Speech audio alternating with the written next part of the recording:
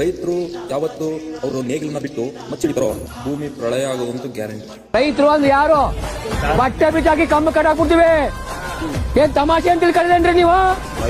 ಗೌರವ ಕೊಡಿ, ಕಂಬಕ್ಕೆ ಅಲ್ಲಲ್ಲೇ ಕಟ್ಟಾಕ್ಸ್ಬಿಡ್ತೀವಿ. ಕಂಬಕ್ಕೆ ಕಾಡು ಒಳಗಡೆ ಯಾರ್ದಿ ಕಾಡು? ಯಾರು ನೀವು ಇರೋದೇ ಅದಕ್ಕೆ ಕಾಯಕ್ಕೆ ಕಾಯಕ್ಕೆ ಮತ್ತೆ ಕಾಯೋರಿಗೆ ಎಸ್ಕೊಪ್ಪ, ಅದು ನಮ್ಗೆ ಎಸ್ಕೊಬಿರ್ಬೇಕು. ರೈತರು ಅಂದ್ರೆ ಪಂಚೆ ಸುತ್ಕೊಂಡು ಎಲ್ರಿಗೂ ಕೈ ಕಟ್ಕೊಂಡು ನಮಸ್ಕಾರ ಮಾಡೋರಲ್ಲ, ಆಕ್ಚುಲಿ ನಾವೆಲ್ಲ ನಮಸ್ಕಾರ ಮಾಡ್ಬೇಕು. ರೇ ಫಸ್ಟ್ ರೈತರಿಗೆ ಗೌರವ ಕೊಡ್ತೀನಿ.